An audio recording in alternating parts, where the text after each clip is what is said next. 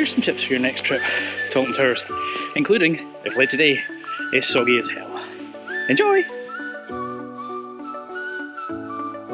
So, the question when you come to these parks is where do you start, right? And there's loads of debate, lots of people have different opinions. A lot of people, as with any theme park, go on the first ride they see, which, if you go to the left, will be Wicker Man, go to the right, it's going to be Spinball or Smiler.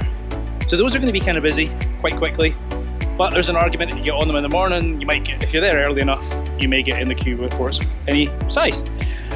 The back entrance at Forbidden Valley, if you're our hotel guest, you get in there. Now right now, this year, we've got no Nemesis, so it's quite quiet, but I suspect that's probably usually quite busy too.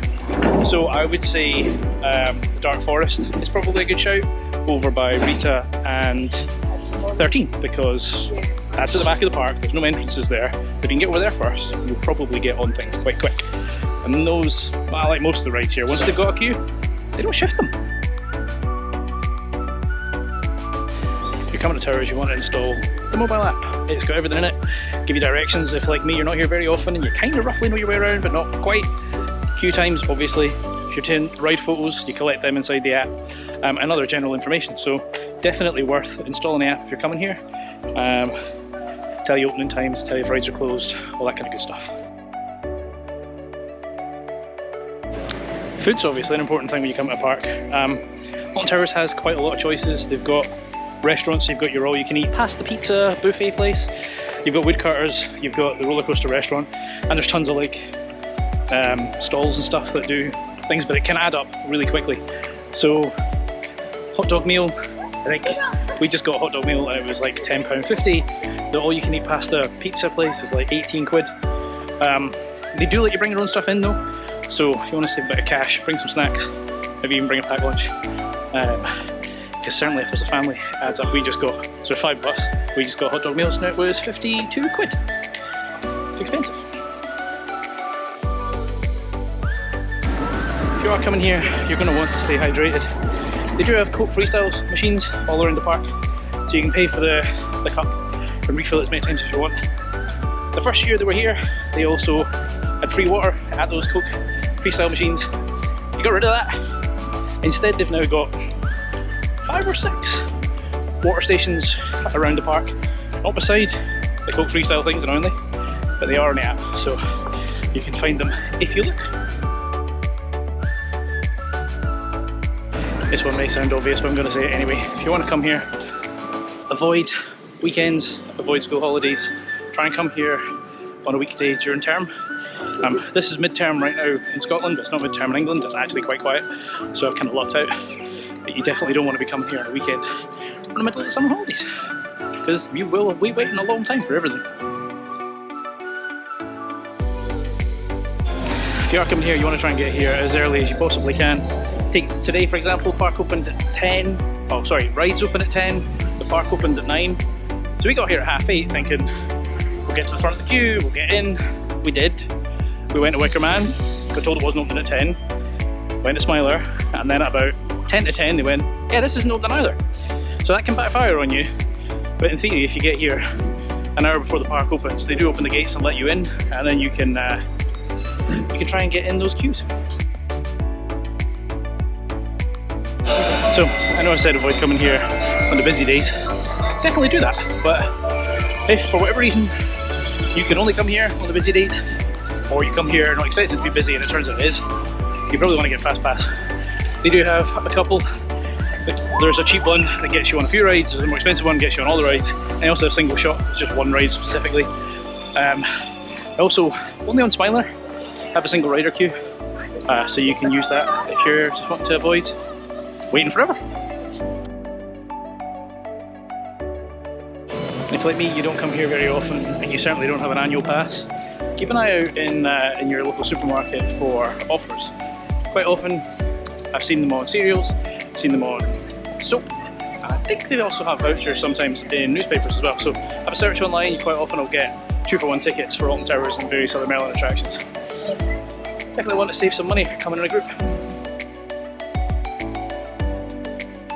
So one thing that's good about this park, but is also a complete pain in the backside about this park, is it's huge. And it's not very ride dense. So there is a lot of walking, and especially this year, because the Sky Ride is completely out of action. So if you are coming here, prepare for a ton of walking, bring some comfy shoes. You're gonna need them. Another thing to check out in this place, they regularly have events. I'm here during Scarefest, but they also have a Christmas event, Oktoberfest, they have a Smiler takeover, they had a pirate thing at the start of the year, Mardi Gras. They're doing loads and loads of events, so you can come for that experience as well as just all the rides. If you're coming here as a group or with your family, certainly when I come, I quite like to get the photos for, you know, memories of us on the rides. I still have quite a nice slick system nowadays. In the app, I bought the ticket at the entrance, you scan a QR code, that basically activates it for the day. And then every time you get off a ride, you just go in the app, you press add a photo. It works out from GPS which rides you're next to, so it's easy to find the ride, and then you just punch in your number and add it to your list. Simple. If, like me, you live further afield, I'm about 6 hours away from Alton Towers, they have tons of accommodation. They have Alton Towers Hotel, they have Splash Landing, which has the water park inside it, they have stargazing pods, they have CBeebies Land, they have the Enchanted Village, and I think there's one other. So there's tons of options for accommodation here, and you get to use the gate we just used at Galactica, so you can get in quicker. So definitely consider that if you're travelling from further afield. This park actually has a whole pile of things on top of just the rides. You've got Crazy Golf, which is just outside the park. If you're staying on site, you usually get that included in your ticket, but you can pay for it otherwise. There is Sea Life Centre inside the park, that is free. There is the Dungeons inside the park, that is not free, which I think is probably a bit of a rip-off. And there's the water park inside Splash Landings. So, you know, full entertainment package on top of just the rides. So some theme parks, especially around Europe, when they say park shuts at 7, let's say, they mean everybody's off, all the rides are closed, staff go home, 7 o'clock, gates close.